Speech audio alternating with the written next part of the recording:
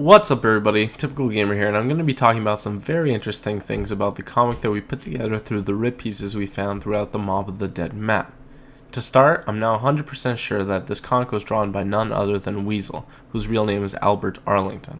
I've come to this conclusion after reading Al's journal, which I'm going to put up now. The specific line which gives it away and possibly some more insight into the comic is, "Speaking of Icarus, same old story. The editor defaced my art, scrawling nasty little comments on every page. When I get out, I'll show him how wrong he is." This tells us one of two things. One, that the comic seems to be titled Icarus, and that two, the red markings on the comic are written by the editor who is criticizing Weasel's work. Now, we must realize that one of the main reasons that the editor is so critical about Weasel's work, even stating there is no market for this type of work, is that superhero comics were not around in the early 1930s. Weasel's comic was far ahead of its time, with superhero comics only starting to become popular in the late 1930s with characters such as Superman. I mean, the editor even wrote such things as "Please do not send any more samples" and "A flying man, do you believe a man could fly?" All things sort of indicating that this sort of stuff was unrealistic. This sort of superhero genre didn't really boom yet. It wasn't really normal for people and, people who drew. So now this pretty much explains the comments in red, so let's now focus our attention on the actual comic. The comic is of a man flying above tall skyscrapers with a woman underneath his arm, and he seems to have saved her from a building as some sort of incident. Maybe she fell out, or maybe there was a fire or something, because it looks like on the left hand side in the bottom left corner that the one of the windows was broken on the building.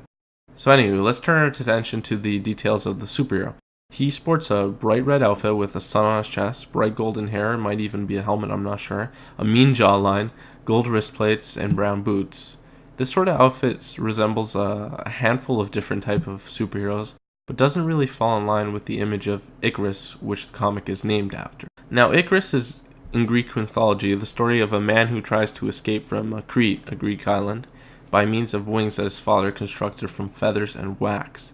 He ignored the instructions not to fly too close to the sun, and the melting wax caused him to fall into the sea where he drowned. As you heard, the image painted by the story of Icarus does not really match up with Weasel's drawing. On the other hand, let's take a look at two lesser-known superheroes by the name of Sunboy and Shock Gibson.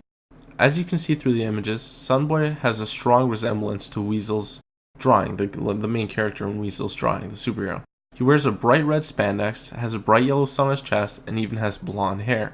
The real difference here is that Sunboy is drawn with bright yellow sleeves and boots, and also really doesn't have a similar storyline to anything we have seen in relation to the Mob of the Dead or Weasel or zombies in general. Now let's go on to the most eerily similar superhero, Shock Gibson.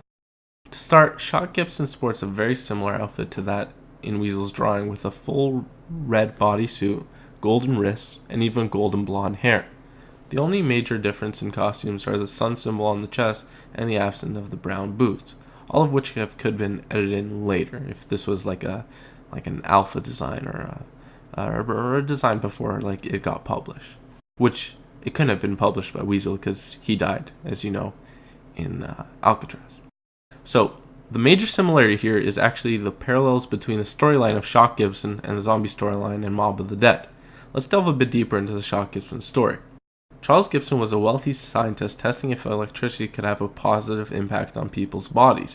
When experimenting with electricity and chemicals, a lightning bolt struck his lab, causing it to explode, and Gibson came out unscathed and could actually conduct and generate electricity. He swore to use the power for good and changed his name to Shock Gibson while fighting crime, the Human Dynamo.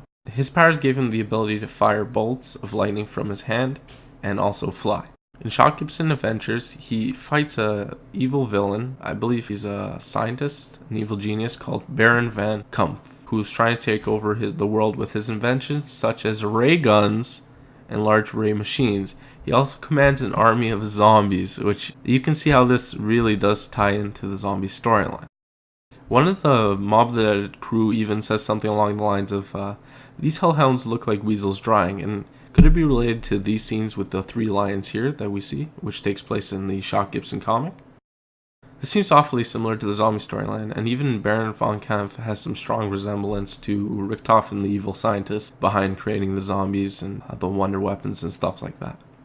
This sort of ties into what is happening in the zombie storyline as well in Mob of the Dead, seems like Weasel has sort of conjured everything in his memory and is coming to life, like the lightning abilities and the zombies and possibly even the dogs. This could be why Weasel is always remarking things like he drew something, or the writing on the wall was something that he did before, or oh, he remembers but it's faint in his memory.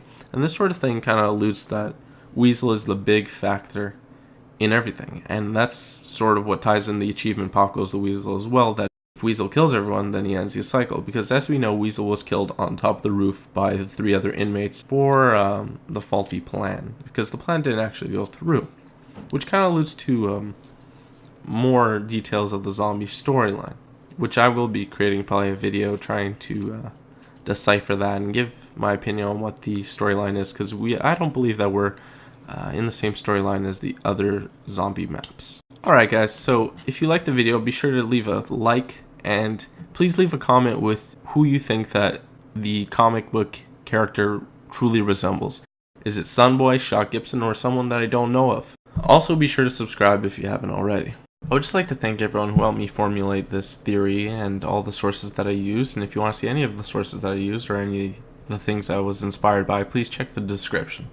Thanks for watching everybody, and peace out.